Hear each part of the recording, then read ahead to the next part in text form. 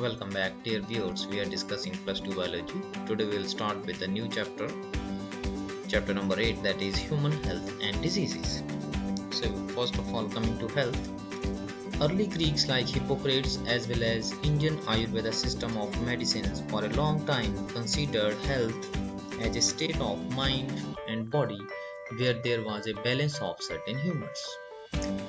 Health की अगर बात करें तो अर्ली ग्रीक्स जैसे हिपोक्रेट्स हैं और इंडियन आयुर्वेदिक सिस्टम है, इनके अनुसार जो हेल्थ है वो बॉडी और माइंड की एक स्टेट है जिसमें कुछ ह्यूमर्स या बाइल बोलो या पित्त बोलो आयुर्वेदिक में, उसका कुछ बैलेंस बना रहता है। In later years biology stated that health is maintained by immune system which is influenced by mind through neural and endocrine system.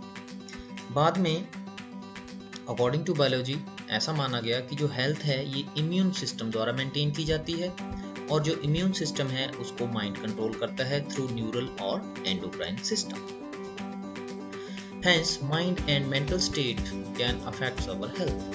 Of course, health is affected by various factors like, first of all, genetic disorders, deficiencies with which a child is born and deficiencies defects which the child inherits from parents from birth. Genetic disorders हमने इनकी चर्चा पहले की है। ऐसे disorders होते हैं जो कि बाई बर्थ होते हैं बच्चों में, जो अपने पेरेंट्स से इनहेरिट करते हैं। दूसरा है इन्फेक्शंस और तीसरा है lifestyle. Lifestyle including food and water we take, rest and exercise we give to our bodies, habit that we have और लैक एक्सेट्रा। तो ये लाइफस्टाइल के ऊपर भी हमारी हेल्थ जो है वो डिपेंड करती है।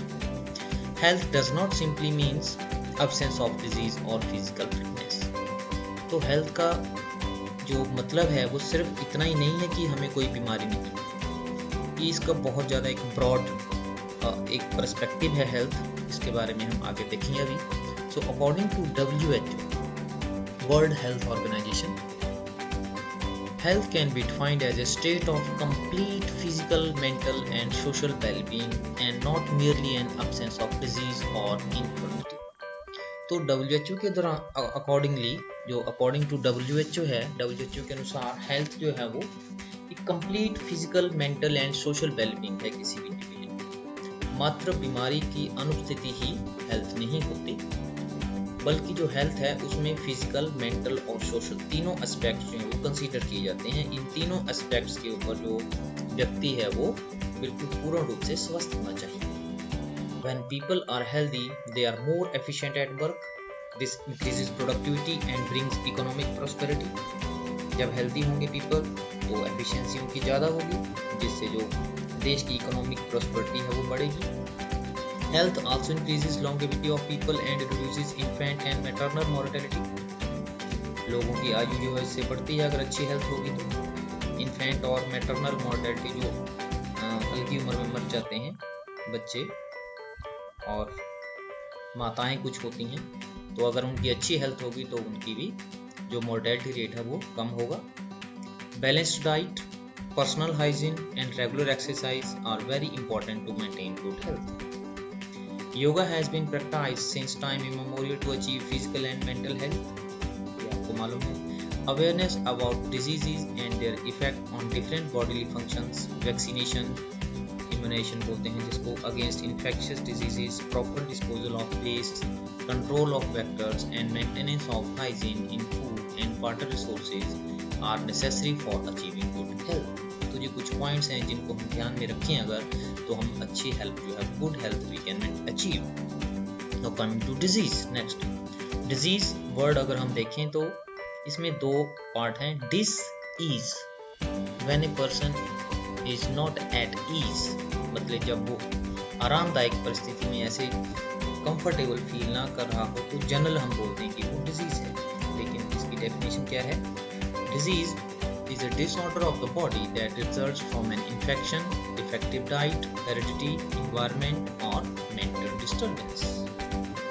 कोई भी डिसऑर्डर है बॉडी में जो डेवलप होता है वो इन्फेक्शन के कारण भी हो सकता है, डिफेक्टिव डाइट, हेरिडिटी, इन्वायरमेंटल या मेंटल डिस्टर्बेंस के कारण कोई भी डिसऑर्डर अगर डेवलप होता है तो उसको हम डिजीज कहते हैं। Coming to types of diseases, इस चार्ट के माध्यम से हम देखेंगे। Basically there are two types of diseases, congenital and acquired. Congenital diseases ऐसी डिजीजेस होती हैं which are present since birth, जन्मजात रोग जिनको कहते हैं, जैसे जेनेटिक डिसऑर्डर्स हैं, ये कंजेनिटल डिजीजेस में आते हैं। दूसरे हैं acquired. Acquired diseases are those diseases which are acquired after the birth of an individual. अपने जीवन काल में जो भी व्यक्ति है जिसमें कोई बीमारी होती है तो उसको हम एक्वायर्ड डिजीज कहते हैं। ये फर्दर दो प्रकार की होती हैं एक्वायर्ड डिजीजेस, कम्युनिकेबल और इन्फेक्शियस एंड नॉन कम्युनिकेबल और non infectious. So there are two broad categories of the diseases, congenital and acquired. Congenital diseases, the diseases which are present in an individual since birth, are known as congenital diseases. ये आपको बता दिया। Congenital diseases may be due to genetic, physiological or developmental defects. Acquired diseases which develop after birth of an individual. They are further of two types, infectious or communicable. Infectious diseases are those diseases which are transmitted from an infected person to healthy one. They are caused by various pathogens like viruses, bacteria, fungi, protozoan, etc. तो causal organism होते हैं, pathogen द्वारा ये फैलाई जाती हैं। Non-infectious diseases are those diseases which are not transmitted from an infected person to healthy one. They may be due to deficiency diseases, degenerative diseases like old age, atherosclerosis, addictions, allergy, cancer, mental disorders, etc. Now, common infectious diseases. Infective diseases are caused by wide range of organisms like bacteria, protozoan, fungi, helminths, etc. हमें मालूम है कि बहुत सारे organism हैं जो कि diseases पैदा करते हैं। They belong to the category of parasites. Parasites क्या होते हैं? They are those organisms that derive their nourishment from other living organisms called host.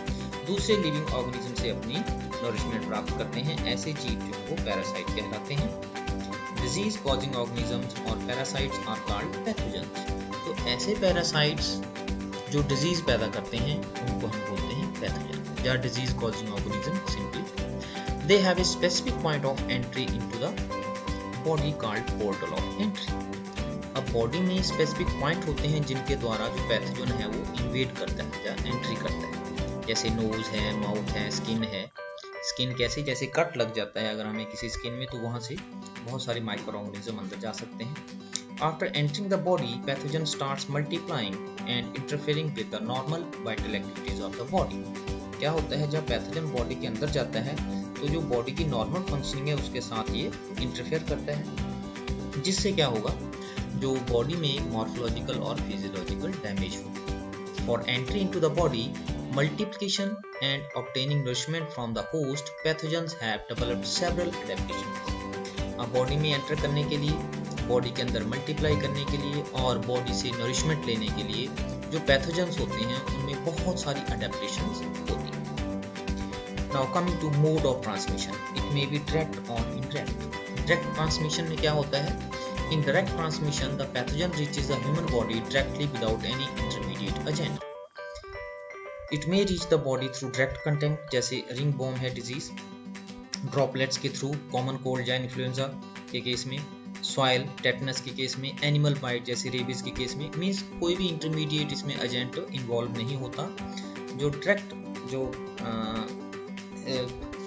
जो इन्फेक्टेड पर्सन होता है वहां से हेल्दी पर्सन को डायरेक्टली इन्फेक्शन चला जाता है। इनडायरेक्ट ट्रांसमिशन में, in indirect transmission the pathogen of certain diseases reaches the human body through some intermediate agents. कुछ इंटरमीडिएट एजेंट्स होते हैं जिनके द्वारा जो पैथोजन है वो इन्फेक्टेड पर्सन से हेल्दी पर्सन तक पहुंचता है। जैसे वेक्टर हो सकते हैं वो, जैसे बहुत सारी ऐसे ऑर्गेनिज्म है जो वेक्टर का काम करते हैं। हाउस फ्लाई है, मॉस्किटो है, सैंड फ्लाई है। मॉस्किटो हमें मालूम है ये कॉमन वेक्टर है मलेरिया का। फूड व्हीकल हो सकते हैं, फूड और water carry the pathogens like in case of typhoid. Airborne जैसे डस्ट एंड एयर करंट्स हैं, ये टाइफस को कैरी करते हैं। Fomites means article coming in contact with the patients are known as fomites. जैसे किसी को कोई बीमारी है, डोर हैंडल अगर हाथ लगाता है, दरवाजा खोलता है तो वहां पे लग सकती है। Taps, currency, garments etcetera. Unclean hands also transfer the pathogens. तो अगर हमारे हाथ साफ नहीं होंगे तो वहां से भी पैथोजन जो है वो ट्रांसफर हो जाएगा। तो आज की वीडियो में इतना ही। Thank you very much.